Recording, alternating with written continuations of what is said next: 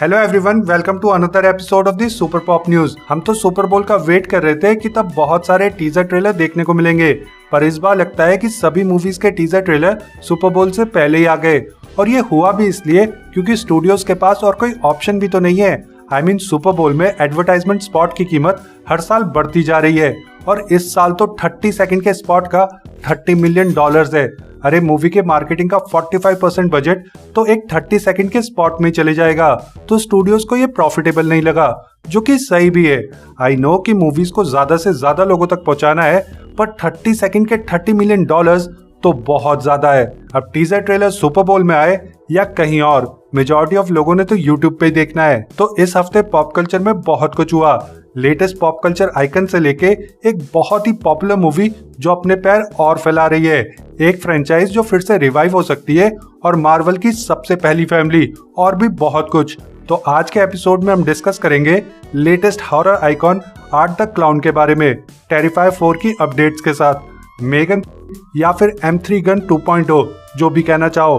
Final destination blood lines का भी trailer आया है, और इस हफ्ते की सबसे बड़ी न्यूज जो काफी समय तक चर्चा में रहने वाली है, yes, I am talking about Fantastic four first steps, उसका भी ट्रेलर आया है, और भी बहुत कुछ। तो हम इन सभी टॉपिक्स को इसी ऑर्डर में डिस्कस करेंगे। वैसे मैंने टाइम स्टैम्प्स डाले हुए हैं, तो आप जिस में इंटरेस्टेड है वो आप अपने हिसाब से देख लेना कि आपको पहले क्या देखना है। पर सबसे पहले आप वीडियो को लाइक करके आप अपना सपोर्ट हमें दे सकते हैं, और ऐसे ही और भी वीडियोस देखने के लिए आप द सुपर पॉप शो को सब्सक्राइब कर दीजिए और साथ में नोटिफिकेशन बेल भी दबा देना, ताकि पॉप कल्चर से रिलेटेड कोई भी वीडियो आप मिस ना करें। तो बिना कोई समय गवाए चलिए वीडियो शुरू करते हैं। हॉरर जॉनरा पॉप कल्चर का बहुत ही बड़ा हिस्सा है। हॉरर जॉनरा के फेमस आइकॉन्स को तो आप सभी जानते हैं, जैसे कि जेसन, फ्रेडी, घोस्टफेस, पर ये तो सभी पुराने आइकन्स है। पिछले कुछ सालों में धीरे धीरे organically Art the Clown Terrifier movies से बहुत ही ज्यादा फेमस हो गया है। आर्ट द क्लाउन को फर्स्ट टाइम हमने ऑल होलोज ईव में देखा था, जहां आर्ट द क्लाउन का कैरेक्टर काफी फेमस हो गया, और फिर डेमियन लियोनी, जो कि टेरिफायर फ्रेंचाइज के क्रिएटर है, उन्होंने टेरिफायर मूवीज बनाई, और आज की डेट में टेरिफायर मूवीज बहुत फेमस है। और वो इतनी फेमस है कि टेरिफायर 3 ने लास्ट ईयर एक सुपर हीरो मूवी से भी ज्यादा प्रॉफिट जनरेट किया। और ये बहुत ही बड़ी बात है, क्योंकि टेरिफायर मूवीज इंडी हॉरर मूवीज होती है, जो कि बहुत ही कम बजट में बनती है और बहुत ही नीश ऑडियंस के लिए होती है। टेरिफायर 3 का बजट $2 मिलियन का था, और उसने $90 मिलियन कमाए, वो भी लिमिटेड रिलीज में। टेरिफायर मूवीज सबके लिए नहीं है, क्योंकि ये बहुत ही एक्सट्रीम, ब्लडी और डिस्टर्बिंग होती है, पर जिन्हें पसंद है उन्हें बहुत ही ज्यादा पसंद आती है। और टेरिफायर से आर्ट द क्लाउन की कल्ट फैन फॉलोइंग है। ये मूवीज फेमस है सिनेमा की बाउंड्रीज को पुश करने के लिए। हमें लगा था कि टेरिफायर 3 में तो Damien Leone Art the Clown को लेके इतने एक्सट्रीम चले गए हैं, तो अब और क्या कर सकते हैं। तो अभी 5 दिन पहले डेमियन ने अपने ट्विटर पे ये न्यूज शेयर की कि टेरिफायर 4 की स्क्रिप्ट पे वर्क चल रहा है, और वो अभी तक की मोस्ट एपिक, थ्रिलिंग, नेस्टी, हॉरिफाइंग और इमोशनल होगी, और इसमें अटरली सेटिस्फाइंग कंक्लूजन भी देखने को मिलेगा, और इसमें फाइनली आर्ट द क्लाउन का ओरिजिन भी रिवील होगा।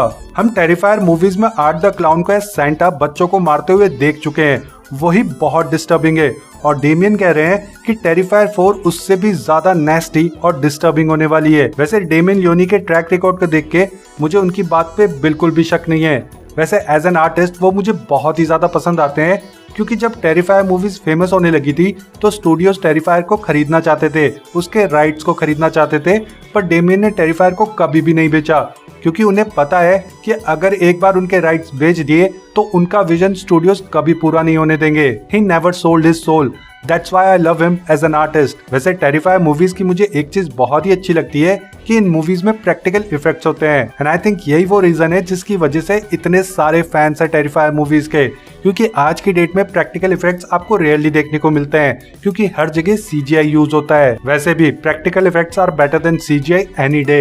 अब ये जो न्यूज आई है कि टेरिफायर 4 कंक्लूजन होने वाली है और इसमें आर्ट द क्लाउन की ओरिजिन्स भी रिवील होगी, तो इसने फैंस को 2 हिस्सों में डिवाइड कर दिया है।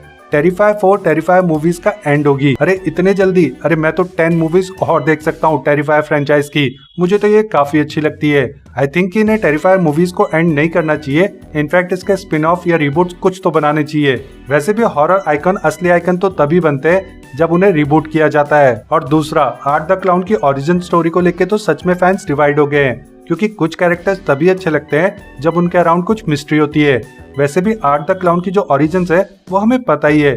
जिन्होंने टेरिफायर मूवीज ढंग से देखी है उन्हें आर्ट द क्लाउन की ओरिजिन्स के बारे में एक आइडिया तो है ही। बस थोड़े से गैप्स है वो टेरिफायर 4 फिल कर देगी।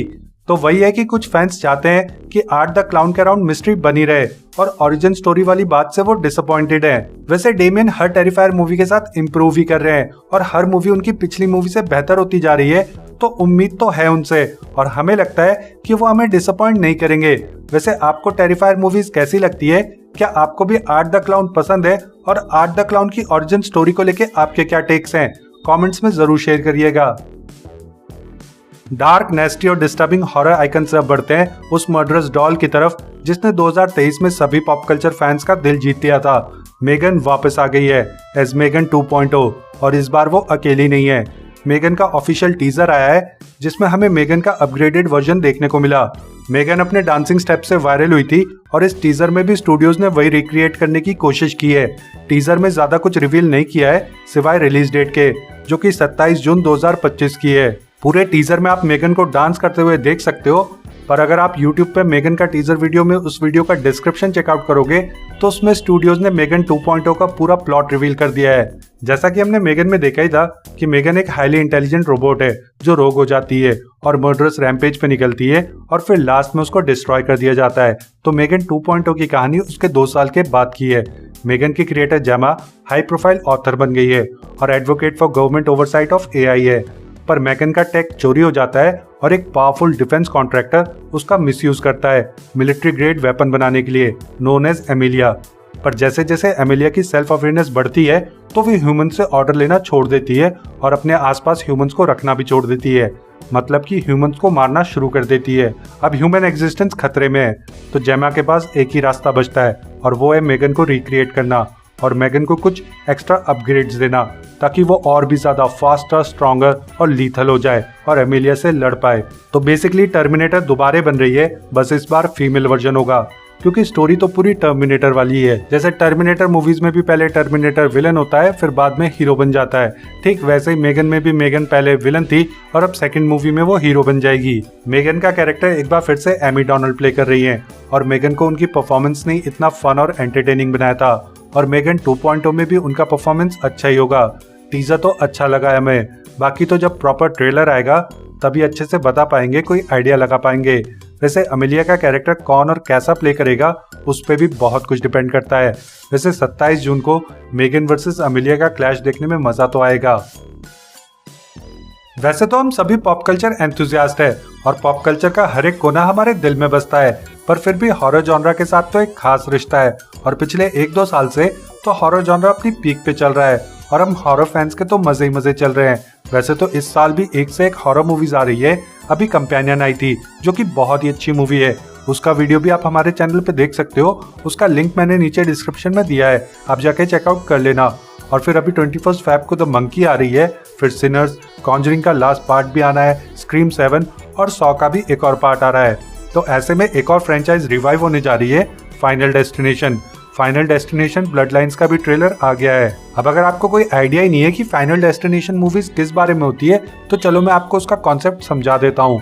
फॉर एग्जाम्पल आपने फ्लाइट बुक करी और एंड मौके पे किसी न किसी वजह से आपकी फ्लाइट मिस हो जाती है और फिर वो फ्लाइट क्रैश हो जाती है और फ्लाइट के सभी पैसेंजर्स मर जाते हैं। बेसिकली उसमें आपने भी मरना था, पर क्योंकि आपकी फ्लाइट मिस हो गई थी तो आप बच गए, तो आपने मौत को चकमा दे दिया। अब मौत आपके पीछे लग जाएगी। अब कैसे भी करके कुछ भी होगा, कोई ना कोई एक्सीडेंट हो जाएगा और आप मर जाओगे। अंत में मृत्यु आपके जीवन पे भारी पड़ जाएगी। तो ये कॉन्सेप्ट रहता है फाइनल डेस्टिनेशन मूवीज में। कैरेक्टर्स कैसे कैसे करके मरते हैं वही देखने में सबसे ज्यादा मजा आता है। फाइनल डेस्टिनेशन की टोटल 6 मूवीज आ चुकी है और शुरुआती मूवीज में तो एक्सीडेंट जैसे लगते थे और फिर वही देखने में मजा भी आता था, पर फिर बाद में एक्सीडेंट्स बहुत ही अनरियलिस्टिक लगने लगे। पर फिर भी मजा तो आता है इन मूवीज को देखने में और इन मूवीज को आप किसी भी ऑर्डर में देख सकते हो, कंटिन्यूएशन का कोई इशू ही नहीं है। अभी फिलहाल फाइनल डेस्टिनेशन ब्लड लाइन्स का जो ट्रेलर आया है उसकी सबसे यूनिक चीज ये है कि ये ट्रेलर हमें सिर्फ एक किल दिखाता है और कोई भी कैरेक्टर या कुछ भी रिवील नहीं करता, and this is more than enough. आप ये ट्रेलर देख के ही समझ सकते हो इन मूवीज के कॉन्सेप्ट को।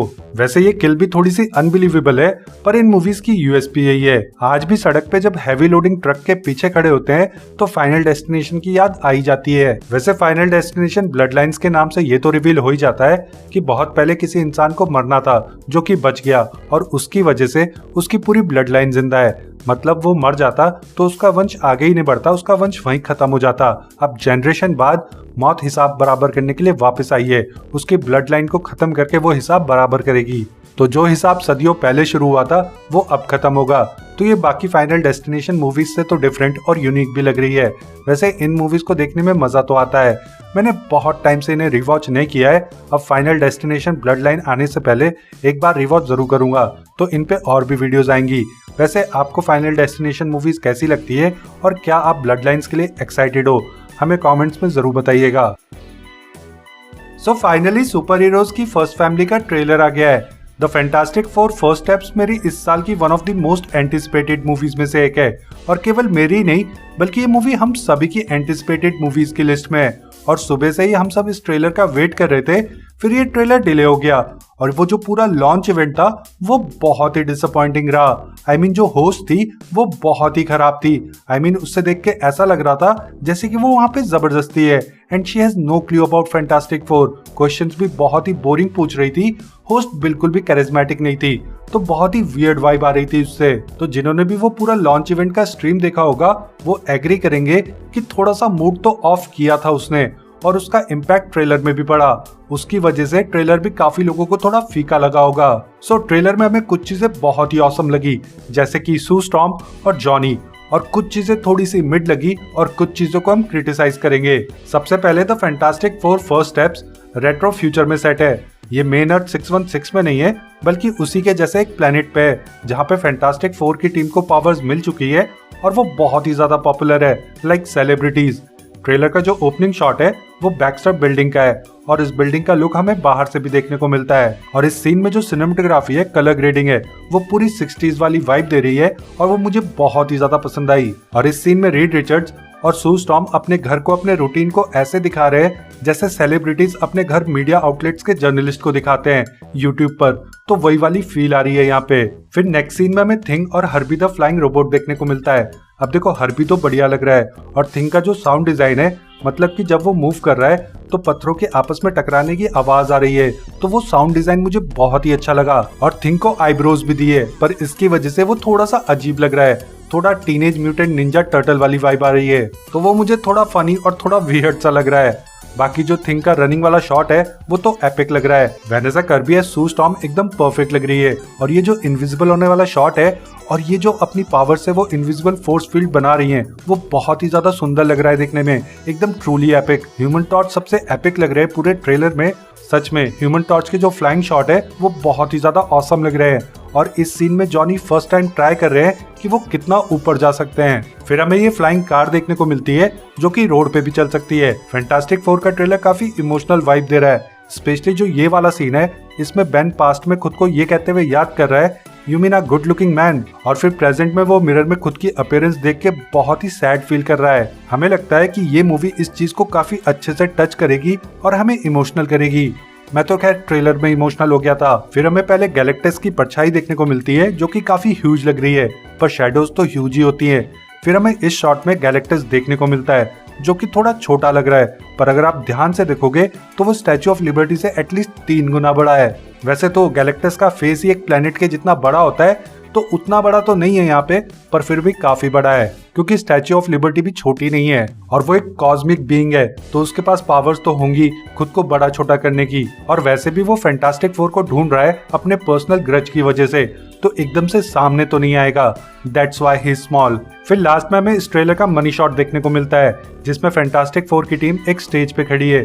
इस यूनिवर्स में वो पहले से ही पॉपुलर है सेलिब्रिटीज की तरह, और उनके पीछे फैंटास्टिक फोर का सिंबल भी है, और सारे एरोज भी उन्हीं की तरफ पॉइंट कर रहे हैं, और सामने शायद क्राउड होगा जो उनके लिए चीयरिंग भी कर रहा होगा। और इस सीन में जो म्यूजिक यूज किया है वो भी बहुत ही ज्यादा एपिक है, पर पूरे ट्रेलर में रीड रिचर्ड्स की पावर्स ही नहीं दिखाई, विच आई अंडरस्टैंड कि सब कुछ भी नहीं दिखा सकते, पर ट्रेलर में वो वाव फैक्टर मिसिंग है। आई डोंट नो इस ट्रेलर का रिसेप्शन कैसा मिलेगा, बट हमें ये थोड़ा सा फीका लगा। तो जो वाव फैक्टर हमें सुपरमैन के ट्रेलर में देखने को मिला था, वो वाला वाव फैक्टर यहाँ पे मिसिंग था। देखो ट्रेलर इमोशनल है, ह्यूमन टॉर्च के फ्लाइंग सीन ऑसम है, सू स्टॉर्म एपिक लग रही है। थिंग पे थोड़ा वर्क करने की जरूरत है, पर पेड्रो पास्कल से रीड रिचर्ड्स वाली वाइब अभी तो नहीं आ रही है, पर म्यूजिक बहुत अच्छा है। तो हमें तो the fantastic four first step का ट्रेलर थोड़ा सा मिड लगा। देखो बहुत अच्छा भी नहीं है और ऐसा कोई बहुत खराब भी नहीं है, बस इसे हम एवरेज कह सकते हैं, but still we are excited for the movie. वैसे आपको ये ट्रेलर कैसा लगा और कुछ यूनिक चीज जो सिर्फ आपने नोटिस की हो तो कमेंट्स में जरूर शेयर करिएगा। तो ये थी आज की the super pop news. I hope कि आपको ये वीडियो पसंद आई होगी। वीडियो पसंद आई है तो वीडियो को लाइक करें और अपने दोस्तों के साथ शेयर करें, और ऐसे ही और भी वीडियोस देखने के लिए आप द सुपर पॉप शो को सब्सक्राइब कर दीजिए। अब मैं मिलूंगा आपसे अगले वीडियो में, तब तक के लिए मेक सम नॉइज।